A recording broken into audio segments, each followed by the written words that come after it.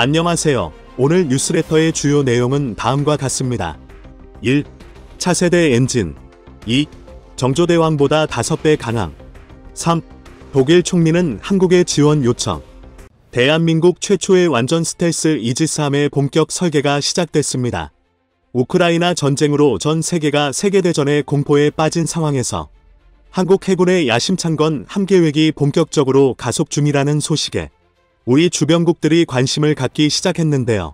현재 중국은 매 10여 척의 각종 대형 군함을 건조하면서 명실상부한 세계 2위 해군 강국으로 자리매김했습니다.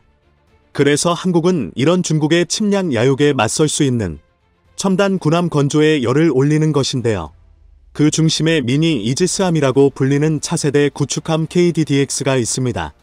레이더, 소나, 무장 등 세계 최고 수준의 성능을 확보할 계획입니다. 개발 흐름 또한 굉장히 좋습니다. 일례로 지난 9월 21일 개막했던 국내 최대 방산 전시회 DX 코리아에서 AIG 넥스원이 KDDX에 쓸 함정용 전자전 장비 툴을 개발하는데 전자전 관련 인력이 총동원됐다고 밝혔습니다. 기업이 한 분야의 모든 인력을 집중했다는 것은 사업의 가치가 높을 뿐 아니라 성공 가능성 역시 굉장하다는 뜻으로 해당 분야 개발이 순조롭다는 것을 쉽게 알 수 있습니다. 그래서인지 중국의 불안이 상당합니다. 지난 8월 25일 중국 정부의 대표적인 나팔수 인민만은 한국 원양 해군의 건설을 모색이라는 제목의 기사를 게재했습니다. 이 기사에서 중국은 7월 28일 진수된 정조대왕급 이지스함을 예시로 들면서 한국이 해군력을 강화하고 있으며 이 때문에 지역의 안보 정세가 불안정해졌다고 주장했습니다. 사실 이 말은 붕어빵처럼 군함을 찍어내는 중국이 할 말은 아닌 것 같은데요. 그러나 내가 하면 로맨스 남이 하면 불륜이 특기인 중국에는 이런 사실이 별로 중요하지 않은 것 같습니다.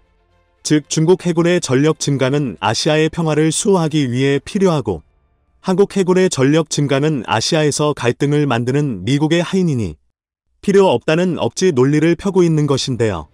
그런데 이런 억지가 그리 오래가지는 않을 것입니다. 우리 한국의 궁극의 군함인 KDDX가 양산되면 아무리 중국에 엄청난 규모의 함대가 있다고 할지라도 한국의 눈치를 볼 수밖에 없기 때문입니다. 하지만 고작 만재 8,000톤급 미니 이지스함 6척으로 내에 최대 10척의 준 이지스 구축함과 중명 이상의 재래식이나 핵추진 함모 6척을 보유할 계획 가진 중국을 두렵게 한다는 이야기는 논리적 비약이 심해 보입니다.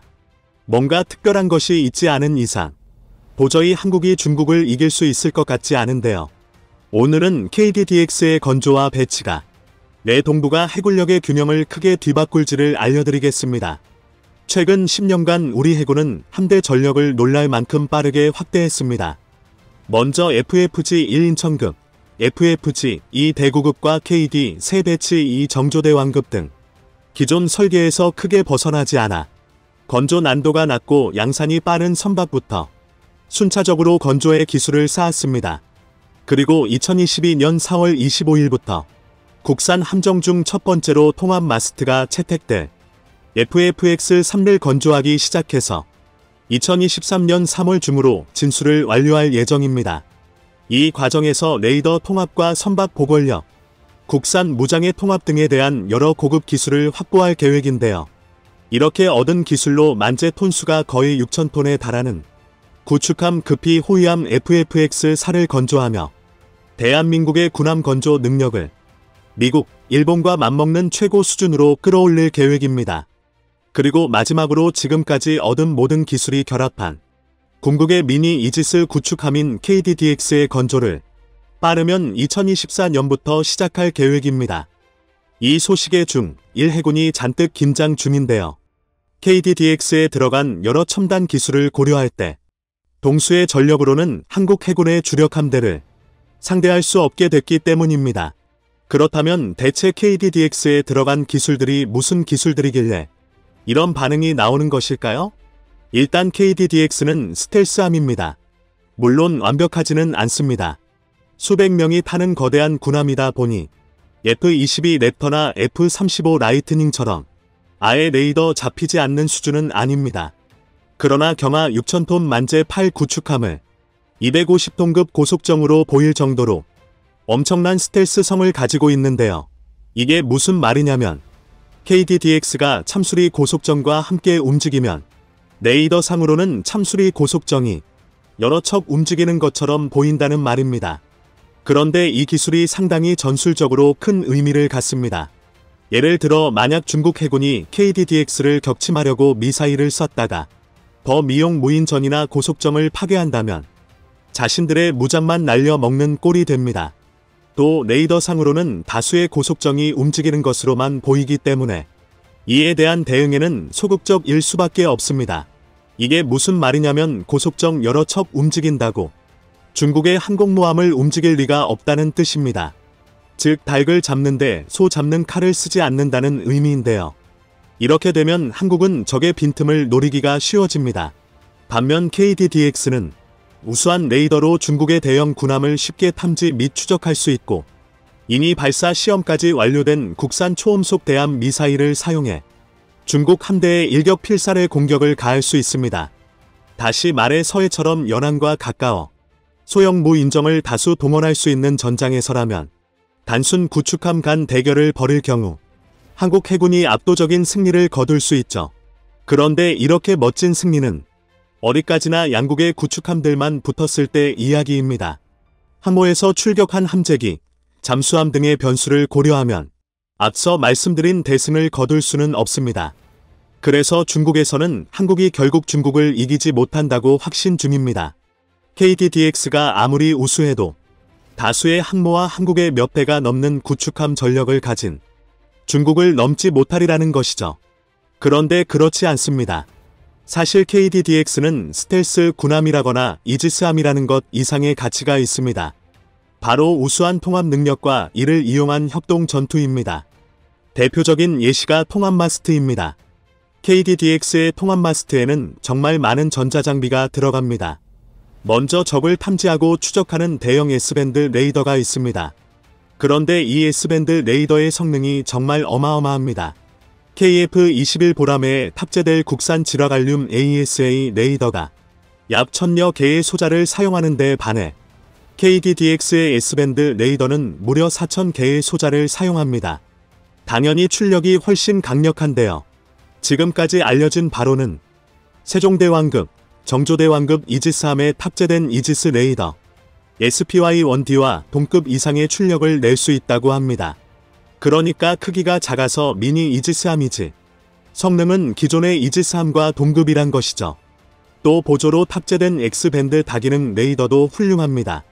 근거리로 접근한 시스키밍 미사일을 탐지 추적해서 단거리 미사일의 조준을 돕거나 적 전투기를 추적할 수 있으며 심지어 바다 위에 빼꼼하고 고개를 내민 잠수함의 잠망경까지 잡아낼 수 있습니다. 탐지거리는 짧아도 매의 눈을 달고 있다는 것인데요. 또 첨단 반도체 소자를 이용한 고성능 통신 안테나는 탐지가 어려운 주파수 대역에 굉장히 안정적인 통신을 유지할 수 있습니다. 그리고 무엇보다 이 엄청난 장비들을 서로 간섭이 일어나지 않게 하나의 체계로 구현했다는 것이 놀랍습니다. 이건 정말 굉장한 것입니다. 지금까지 말씀드린 장비들은 군함의 핵심 장비답게 가까이에 있는 물체는 그냥 녹여버릴 정도로 감격한 전파를 발생시킵니다. 당연히 아무렇게나 배치하면 주변의 다른 전자기기에 악영향을 끼칠 수 있는데요. 그래서 통합마스트는 그저 장비를 몰아넣은 게 끝이 아닙니다. 여러 전자장비가 통합마스트 안에서 서로 간섭 없이 원활하게 작동하기 위해서는 굉장히 복잡한 신호처리와 알고리즘이 필요합니다. 뿐만 아니라 배 한가운데 높고 무거운 통합마스트를 달아도 배의 보골력이 낮아지지 않아야 합니다. 보골력은 배가 좌우로 흔들릴 때 한쪽으로 기울지 않고 제자리를 찾는 능력인데요. 통합마스트처럼 높고 무거운 시설은 선박의 보골력을 크게 낮추므로 이를 염두에 두고 매우 세심한 설계가 이뤄져야 합니다. 정리하자면 통합마스트는 그야말로 세계 최고의 조선 기술과 전자기술을 가진 나라만 만들 수 있으며 이 통합마스트를 보면 타국의 건함 기술 수준을 알 수 있습니다. 그 증거가 바로 중국입니다.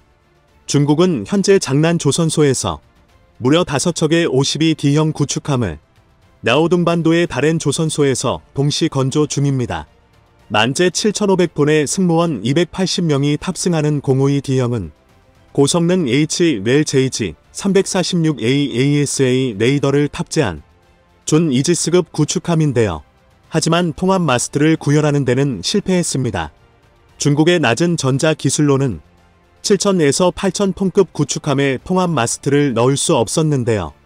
그러니까 레이더 개발과 생산에 있어 한국은 중국보다 월등한 능력을 보유하고 있습니다. 이런 격차 때문에 단 6척의 KDDX가 비슷한 배수량을 가진 중국의 공우이 D20여 척을 모두 합친 것보다 더 막강하다는 것입니다. 그런데 문제가 없는 것은 아닙니다. 중국은 일반 대중의 생각처럼 쪽수만 많은 허접 군대가 아니라 막대한 예산을 투입해 눈을 감았다가 뜰 때마다 성장하고 있는 괴물이기 때문입니다. 사실 이번 우크라이나 전쟁을 보면서 세계 2위 러시아가 저 모양이니 중국은 더할 것이라고 생각하기 쉽습니다. 그런데 전 세계의 군사 전문가들은 무려 10여 년 전부터 중국이 러시아를 뛰어넘고 있다고 평가했습니다. 아무리 소련이 대단했다고 할지라도 저렴한 인건비로 인재를 부릴 수 있는 중국이 러시아의 몇 배에 달하는 국방 예산을 수십 년에 걸쳐 퍼부었는데 러시아만 못한 게 말이 안 된다는 것인데요. 또 이를 증명하는 여럿의 증거도 포착됐습니다. 일례로 현재 중국 육군은 합성여단이라는 체계를 채택하고 있습니다. 기갑부대로 구성된 중중 합성여단, 차륜형 장갑차 위주의 신속 기동과 화력의 균형을 맞춘 중중 합성여단, 공수 강화를 염두에 두고 고기동 차량으로 편성된 경경 합성여단 등으로 구성되어 있는데요. 이는 미국의 여단 전투단 BCT를 모방한 겁니다. 이외에도 FC-31 스텔스기, Y-20 전략 수송기, 76형 강습 상륙함 등 이군의 무기를 베낀 짝퉁 무기로 군을 무장시켰으며 교리 역시 미국의 것을 적극적으로 받아들여 자신들만의 새로운 교리를 정립했습니다. 그러니까 한마디로 현재 중국은 짝퉁 소련군에서 짝퉁 미군으로 그 수준이 크게 향상됐습니다. 그 결과 중국군의 훈련 수준과 장비 수준은 가난한 러시아와 비교가 불가능할 정도로 뛰어납니다. 그리고 이렇게 강해진 중국군은 최근 북한군을 재무장시키고 있습니다. 이 때문에 유사시 우리 군이 북진할 때 대비해야 할 것들이 엄청나게 늘어나고 있는데요. 이런 사실을 무시하고 러시아가 엉망이니 중국은 더 막장일 것이라며 방심했다가는 전시의 평양으로 진격할 국군 7기동군단이 우크라이나 북부에서 전멸한 러시아 제1근의 전차 군처럼 처참하게 전멸할지도 모릅니다. 따라서 한국이 날로 커지는 중국의 위협에 맞서기 위해서는 KDDX처럼 적은 숫자로도 상대를 압도할 수 있는 최강의 장비가 필요합니다. 즉 적성국의 전력을 양으로 이길 수 없다면 극명한 질적 차이로서 승부를 봐야 한다는 것이죠. 이를 위해서는 부단한 연구개발로 국산을 만들되 좋은 장비라면 외산이라도 거리낌 없이 수입할 수 있어야 합니다. 무턱대고 국산만 주장하다가는 일본이나 인도처럼 자주국방에 큰 문제가 생길 수 있는데요. 그런 면에서 KDDX는 매우 좋은 모범입니다.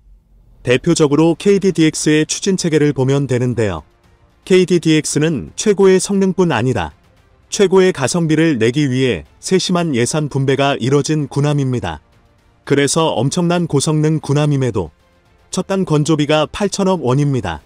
8원이 뭐가 저렴하냐고 생각하실 수 있겠지만 종합 성능과 건조 과정에서 확보한 기술로 한국형 중 구축함의 노하우를 오롯이 우리 것으로 만들었다는 것을 생각하면 이는 매우 싸게 먹히는 것인데요. 그래서 KDDX 개발진은 당장 독자 개발이 어려운 추진체계를 과감하게 외산 도입으로 전환했습니다. 그러나 동시에 비용을 절약하고 기술력을 확보하기 위해 라이선스 생산이 가능한 제품도 선정했습니다. 현재로서는 지휘사의 AM2500 가스터빈을 이용한 완전 전기 추진 IFP가 가장 유력합니다. 개발진에 따르면 가스터빈 엔진으로만 가동하는 COGAG 추진을 사용해 최근 건조된 정조대왕급보다 성능이 우수하면서 연비는 오히려 KD2 충무공 이순신함보다 좋으며 솜 역시 크게 줄 것으로 알려져 있는데요. 이런 기술들뿐만 아니라 대한민국의 자원을 활용하면 우리만의 기술들을 꾸준히 발전시킬 수 있어 레이더뿐 아니라 소나에도 걸리지 않는 완벽한 스텔스함을 건조할 수 있다는 것이 군 관계자들의 중론입니다. 이처럼 지금의 대한민국은 과거 일본의 기술력을 뛰어넘어 이제는 미국도 이루지 못한 최신의 전력을 독자 개발할 정도로 우리의 방산 기술력은 세계 최정상급으로 발전했습니다. 자존심 강한 독일이 한국에게 고개를 숙였습니다. 곧 다가오는 겨울에 독일은 필요한 에너지를 확보하지 못해 에너지를 구걸하는 것은 물론 운반의 어려움을 겪고 있는데요. 이 문제를 해결할 방법이 오직 한국밖에 없다고 합니다. 올라프 숄츠 총리가 직접 한국에 전화하면서 10조 원 규모의 투자를 약속하는 한편 한국에게 그동안의 인연을 생각해 도와달라는 말까지 하며 한국을 향해 저자세를 보였다고 하는데요. 대체 독일에서 무슨 일이 일어나고 있으며 왜 독일이 한국에게 이렇게까지 매달리는지에 대해 지금부터 자세하게 설명해 드리겠습니다. 러시아 우크라이나 전쟁이 장기화하는 가운데 속이 타는 국가가 있습니다. 바로 독일이 그 주인공인데요. 강경한 반러시아 전선의 중심 국가로 유럽에서 주도적으로 러시아 반대 세력을 형성한 가운데 러시아는 이런 독일의 본때를 보여주겠다며 독일의 약점을 들어주면서 실력 행사에 나섰죠. 처음에는 독일은 러시아의 협박에 아무렇지 않은 모습을 보였습니다.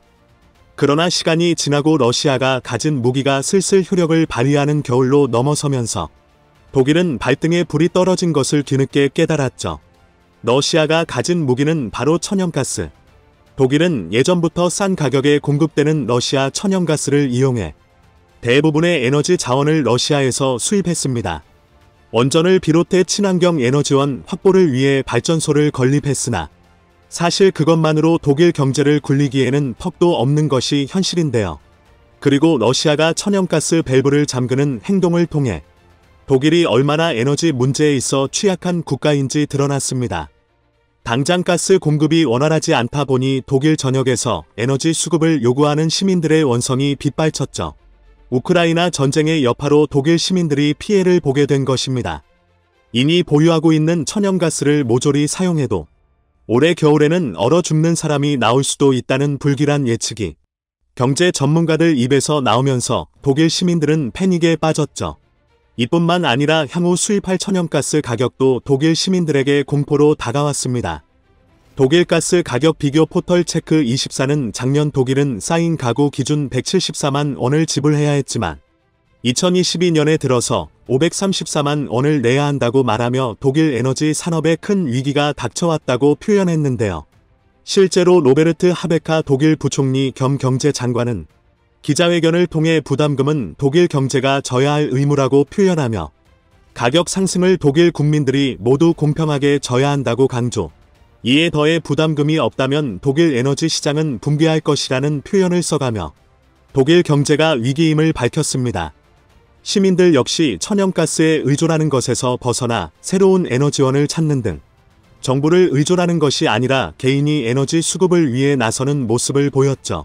과거의 유물로 생각되던 땔감이 다시 독일 사회에서 인기를 끌며 주요 에너지원으로 복구하는가 하면 석탄을 비롯한 갈탄 수입이 늘어나면서 해외 직구로 품질 좋은 석탄 수입에 독일 국민들이 나서는 등 대체 에너지를 찾는 데 독일 시민들이 주력하고 있습니다. 독일 시민들이 스스로 해결 방법을 찾아 나서는 것에 더해 독일 정부도 이 문제를 해결하기 위한 나름의 대책을 강구하고 있는데요. 가장 먼저 내세운 정책이 바로 LNG 터미널 건설입니다.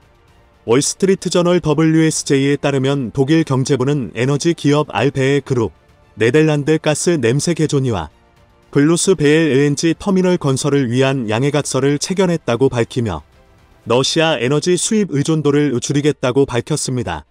사서 러시아에 다량의 에너지를 의존했던 결과를 부랴부랴 LNG 터미널 건설로 회복하고자 했던 것인데요.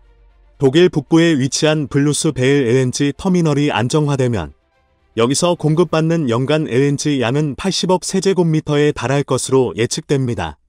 하지만 이것도 시간이 지나야 안정화된다는 차원에서 점점 다가오는 겨울 에너지 대란을 극복하기에는 부족한 방법이었죠. 급한 마음에 독일은 에너지 수입을 논의하며 캐나다와 합의를 통해 액화천연가스 LNG 수입을 서두르게 되었습니다. 쥐스탱 트리도 캐나다 총리와 만난 올라프 숄츠 총리는 캐나다 동부 해안의 LNG 터미널에서 천연가스 수입을 결정지었죠. 겨우 숨 돌릴 수 있다고 생각한 독일에는 그러나 또 하나의 문제가 닥쳐왔습니다. 바로 이 LNG를 실어와서 독일까지 견인할 LNG 운반선이 없다는 것이었습니다. 올라프 슐츠 총리는 한숨을 쉴 수밖에 없었죠. 현재 LNG 운반선의 최강자는 대한민국입니다. 한국을 무섭게 쫓던 중국이 스스로 기술 한계를 드러내면서 주춤하던 사이 한국은 기술 격차를 벌리며 업계 탑을 유지하는 데 성공했죠. 올해 상반기 글로벌 액화천연가스 운반선 발주량은 작년 상반기 대비 400% 이상 드러난 것에서 이를 확인할 수 있습니다. 국내 조선업계를 대표하는 주종인 LNG선은 이제 명실상부 한국이 장악하고 있습니다. 전 세계에서 발주된 LNG선 10척 중 7척이 한국에서 수주되었고 만들어지는 것을 보면 이를 잘 알 수 있죠. 조선업계에서 한국이 우위를 차지할 수 있었던 것은 바로 기술. 영하 163도의 극저온 탱크에 저장해 천연가스를 운반해야 하는 과정이 꼭 필요하지만 섬세함을 요구합니다. 만약 이 과정에서 설계가 잘못될 경우 배가 두 동강 날 수 있기 때문이죠. 그래서 해상 폭발 사고도 이어질 수 있는 만큼 안전성과 탁월한 저온 탱크 기술이 꼭 필요한 분야가 바로 LNG 운반선 분야입니다. 일찍부터 극저온 탱크 기술을 보유했고 탁월한 실력을 보였기에 한국은 최강자 자리에서 내려오지 않았습니다. 그러나 2010년대 들어 중국이 인력을 투입해 저가 상품을 만들었고 한국보다 더 싼 가격의 LNG 운반선을 만들 수 있다는 소식에 중국이 한국의 뒤를 이어 LNG 운반선 왕좌를 차지했던 적이 있습니다. 하지만 중국은 이 자리를 그렇게 오래 유지하지 못했죠. 인건비를 이용해 저가의 LNG 운반선을 만들 수는 있었어도 기술은 한국을 따라잡지 못했기 때문입니다. 호동중화조선이 건설했던 LNG선 글래드스토노가 대표적인데요. 한국보다 싼 가격에 건조할 수 있어 주목받았지만 2018년 호주 인근 해역에서 엔진 고장으로 움직이지 못해 막대한 손해를 끼쳤던 선박이죠. 결국 중국의 민낯을 확인한 여러 에너지 회사들은 믿을 수 있는 한국에 다시 LNG선을 의뢰하게 되었고 한국이 계속해서 LNG선의 강자로 지금까지 그 명성을 잇고 있습니다. 한 차례 빼앗긴 과거를 잊지 않고 한국은 절치부심하며 기술은 물론이고 압도적인 건조 능력으로 최근 Q클래스 LNG선 생산에 박차를 가하며 중국과 격차를 벌리고 있습니다. 운송 용량이 20만 세제곱미터를 넘는 선박을 Q클래스 선박이라고 부르며 한 척당 가격이 3천억이 넘는데요. 이 선박을 만들 수 있는 곳은 한국밖에 없습니다. 한국조선해양, 대우조선해양, 삼성중공업 등 소위 말하는 빅 3만 1을 만들 수 있죠.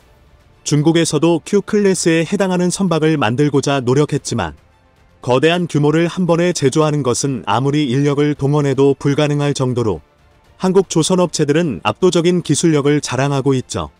이 밖에도 한국 조선업계 최강자들은 세계 첫 이중연료 엔진을 개발하며 다른 국가의 조선 기술을 아득히 뛰어넘는 성과를 기록했습니다. 현대중공업이 세계 최초로 저압식 액화천연가스 LNG 이중연료 엔진을 만든 것이 바로 그것인데요. 1만 9천 마력급의 이 엔진은 LNG와 디젤 연료를 선택적으로 사용, 오토사이클 시스템을 적용해 저압으로 연료를 공급할 수 있습니다. 이렇게 되면 기존 선내 연료 공급 시스템을 단순화시킬 수 있죠. 이를 통해 대기 중 질소산화물과 메탄 배출을 크게 줄일 수 있어 친환경 기조로 방향을 틀고 있는 유럽의 기준을 맞추게 되었습니다. 다른 국가에서는 엄두도 못 내는 일을 한국은 해내고 있죠. 독일에 필요한 물건이 한국에 있는 것인데요. 올라프 슐츠 독일 총리 입장에서는 대규모 LNG 운반을 통해 독일 에너지 대란을 해결해야 하는 상황. 한국을 통하지 않고서는 이 계획이 불가능하다는 것을 깨닫고 급하게 한국을 방문, 한국에게 도와달라고 애원한 것입니다. 독일 말고도 유럽 국가를 비롯해 에너지 문제를 겪고 있는 여러 국가가 징검다리 에너지라고 평가하는 액화천연가스 LNG를 원하고 있기에 이를 운반할 수 있는 LNG 운반선 수요는 폭증했습니다. 영국 조선 해운 시황 분석기관 클라크슨 리서치에 따르면 LNG선 선가는 7월 기준 2억 3,500만 달러로 6월에 비해 500만 달러가 오른 가격을 기록했습니다. 품질 좋은 LNG 운반선의 대부분을 한국이 장악하고 있기에 지금부터 발주를 넣는다고 해도 기한 내에 생산하는 것은 불가능에 가까운 것이 현실. 사태를 파악한 국가들은 이미 한국의 대규모 물량을 수주하는 등 발빠르게 움직임을 보였습니다. 독일은 발빠른 움직임을 보이지 못한 국가인데요. 그렇기에 올라프 슐츠 총리가 직접 한국을 방문, 한국의 도움을 요청한 것입니다. 하지만 한국 정부 입장에서도 독일의 요청에 답변을 빠르게 줄 수 없는 형편인데요. 이니 대기를 하는 중동의 국가들을 비롯해 미국에서도 가스 운반에 한국 LNG선을 예약해 놓았기에 독일이 가용할 수 있는 LNG선은 한정적이죠. 그렇다고 함부로 중국이나 일본 등 기술이 떨어지는 국가의 LNG선을 요청했다가 사고라도 발생하면 문제가 크기에 독일 입장에서는 이러지도 저러지도 못하게 되었습니다. 10조 원어치의 대규모 LNG선 계약을 약속했음에도 불구하고 독일이 원하는 양의 LNG선을 받는 것은 불가능하죠. 과연 독일은 한국의 마음을 사로잡아 원하는 물량을 받아낼 수 있을까요? 점점 더 가치가 상승하는 한국 LNG선의 순항에 박수를 보내며 한국 LNG 운반선이 전 세계 표준 운반선으로 완전히 자리 잡길 기원해 보겠습니다.